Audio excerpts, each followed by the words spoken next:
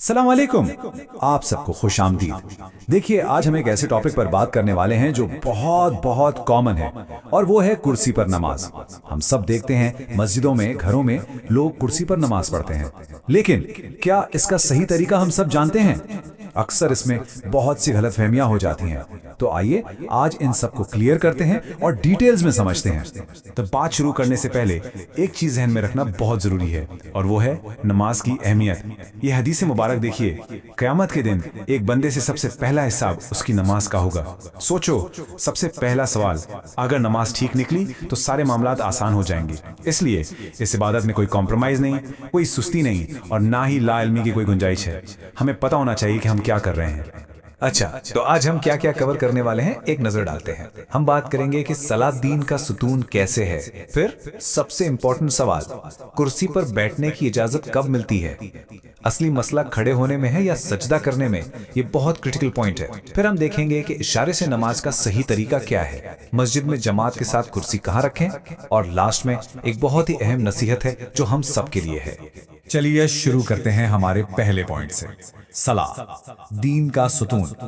ہم سب جانتے ہیں کہ نماز دین کا پلر ہے، اس کی بنیاد ہے، لیکن اس کے ساتھ ساتھ یہ بھی یاد رکھیں کہ ہمارا دین اسلام کتنا خوبصورت ہے۔ یہ دین فطرت ہے جو آسانی پیدا کرتا ہے، مشکل نہیں، اور خاص طور پر ان لوگوں کے لیے جن کے پاس کوئی مجبوری ہے، جو بیمار ہیں، ان کے لیے دین میں بہت آسانیاں رکھی گئی ہیں۔ اور یہ بات قرآن پاک میں کتنی واضح طور پر آئی ہے، اللہ تمہارے لیے آسانی چاہتا ہے اور تمہارے لیے سختی نہیں چاہتا۔ یہ ایک گولڈن پرنسپل، ایک بنیادی اصول۔ اللہ ہم پر کوئی ایسا بوجھ نہیں ڈالتا جسے ہم اٹھا نہ سکیں۔ تو جب عبادت میں کوئی حقیقی مشکل پیش آتی ہے نا، تو شریعت ہمیں اجازت دیتی ہے، رخصت دیتی ہے، اور یہ جو کرسی پر نماز کا کانسیپٹ ہے، یہ انہی آسانیوں میں سے ایک ہے۔ اچھا جی، تو اب آتے ہیں اس سوال پر جس کا انتظار سب کو ہے، the big question۔ آخر وہ کون سی کنڈیشن ہے، وہ کیا لیول کی تکلیف ہے جب ہم کہہ سکتے ہیں کہ ہاں اب مجھے کرسی استعمال کرنے کی اجازت ہے؟ کیونکہ ہوتا کیا ہے، ہم دیکھتے ہیں کہ معمولی سا درد ہوا، تھوڑی سی تھکان محسوس ہوئی، یا گھٹنوں میں ہلکی سی تکلیف، اور فوراً کرسی لے لی۔ بہت عام ہے یہ۔ لیکن اہم سوال یہ ہے، کیا دین، کیا شریعت ہمیں اتنی معمولی وجہ پر اس کی اجازت دیتا ہے؟ تو اس کا جواب بالکل صاف اور دو ٹوک ہے، نہیں، بالکل نہیں۔ تھوڑی بہت تکلیف جو برداشت ہو سکتی ہے، اس کی وجہ سے قیام یعنی نماز میں کھڑے ہونے کا فرض، اس کو چھوڑنا جائز ہی نہیں ہے۔ یہ ایک بہت ہی عام غلطی ہے، اور ہم سب کو اس سے بچنا ہوگا۔ تو پھر آپ سوچیں گے کہ شرعی عذر یعنی دین کی نظر میں لیجٹمیٹ ایکسکیوز ہے کیا؟ دیکھیں، شرعی عذر یہ ہے کہ آپ کو کھڑے ہونے سے شدید تکلیف ہو، ایسی تکلیف جو ناقابل برداشت ہو، یا آپ کو لگ رہا ہو کہ میں کھڑا ہوا تو گر جاؤں گا، چکر آ جائے گا، یا پھر کوئی عالم دیندار ڈاکٹر آپ کو یہ کہہ دے کہ بھائی کھڑے ہونے سے تمہاری بیماری بڑھ جائے گی، تمہارے لیے نقصان دہ ہے۔ صرف اور صرف انہی کنڈیشنز میں بیٹھنے کی اجازت ملتی ہے۔ اور یہ ایک بہت پریکٹیکل بات، اپنی تکلیف کا اندازہ ہمیں خود ہی نہیں لگانا چاہیے، ڈاکٹر سے پوچھیں، ایک بھروسے مند قابل اعتماد ڈاکٹر سے مشورہ کریں۔ وہ آپ سے بہتر بتا سکتے ہیں کہ آپ کی فزیکل کنڈیشن کیا ہے اور آپ کی لیمیٹیشنز کیا ہیں۔ اب یہاں سے بات ایک بہت ہی اہم موڑ لیتی ہے، اس نقطے کو بہت غور سے سمجھیں۔ اکثر لوگ سمجھتے ہیں کہ کرسی کا مسئلہ کھڑے ہونے سے جڑا ہے، لیکن اصل مسئلہ قیام یعنی کھڑے ہونے کا ہے ہی نہیں۔ اصل مسئلہ ہے سجدہ، زمین پر سجدہ کرنے کی طاقت ہے یا نہیں۔ یہ ہے اہم ترین سوال۔ چلیں اس کو اور کھول کر سمجھتے ہیں۔ تو اس مسئلے کو ہم دو الگ الگ سینیریوز میں ڈیوائیڈ کر لیتے ہیں تاکہ آسانی سے سمجھ آ جائے۔ سینیریو اے، ایک شخص ہے جس کے لیے کھڑا ہونا مشکل ہے، لیکن وہ زمین پر بیٹھ کر سجدہ کر سکتا ہے، اوکے۔ اب سینیریو بی، ایک دوسرا شخص ہے جو زمین پر سجدہ ہی نہیں کر سکتا، بھلے ہی وہ تھوڑی دیر کے لیے کھڑا ہو سکتا ہو۔ یاد رکھیے گا، ان دونوں کے لیے جو حکم ہے وہ بالکل الگ ہے۔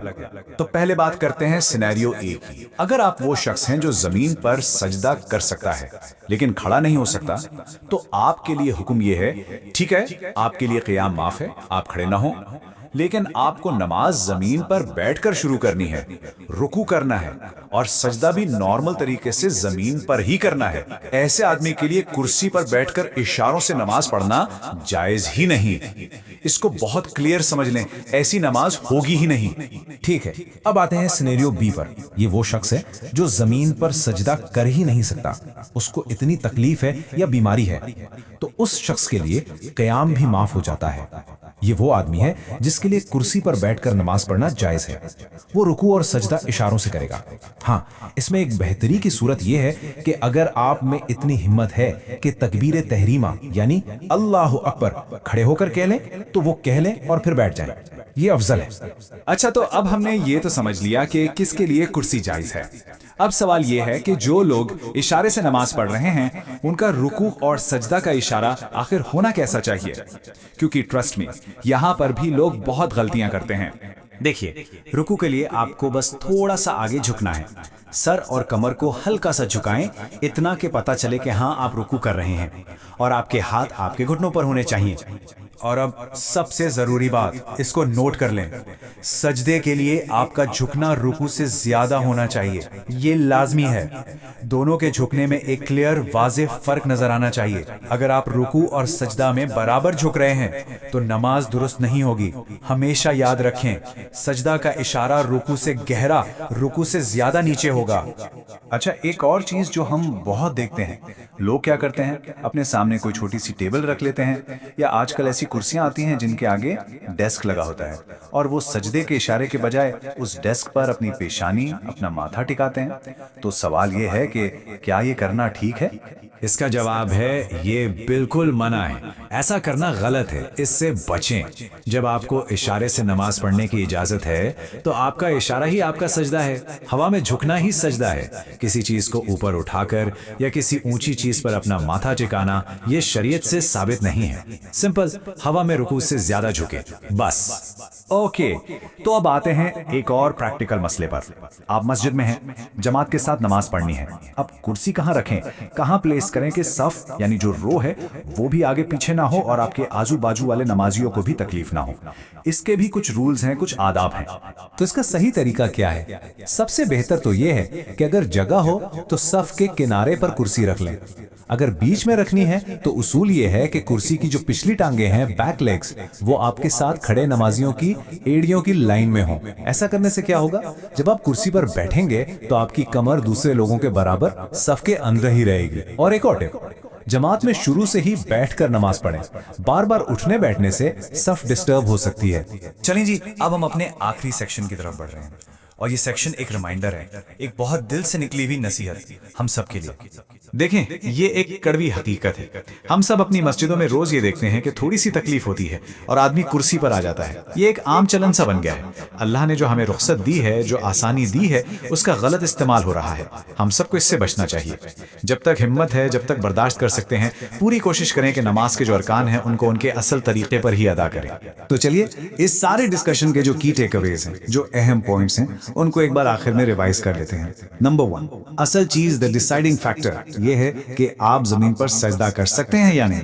نمبر 2، اگر آپ سجدہ کر سکتے ہیں تو زمین پر بیٹھ کر ہی نماز پڑھنی ہے، کرسی جائز نہیں. سمپل. نمبر 3، کرسی کی اجازت صرف اس صورت میں ہے جب آپ زمین پر سجدہ نہیں کر سکتے. اور نمبر 4، جب اشارے سے نماز پڑھیں تو سجدے کا جھکنا ہمیشہ رکوع سے زیادہ ہونا چاہیے. اور آخر میں آپ سب کو ایک سوال کے ساتھ چھوڑنا چاہتا ہوں. یہ سوال ہم سب کو اپنے آپ سے پوچھنا ہے، اپنے دل میں جھانک کر، کہ جب ہم کرسی استعمال کر رہے ہیں تو کیا ہم واقعی اللہ کی دی ہوئی رخصت کا صحیح استعمال کر رہے ہیں، یا ہم صرف اپنی عبادت میں آسانی ڈھونڈ رہے ہیں. یہ نیت کا معاملہ ہے. اللہ تعالیٰ سے دعا ہے کہ وہ ہم سب کو اپنی عبادت کو سب سے بہترین طریقے سے پورے خلوص کے ساتھ ادا کرنے کی توفیق دے.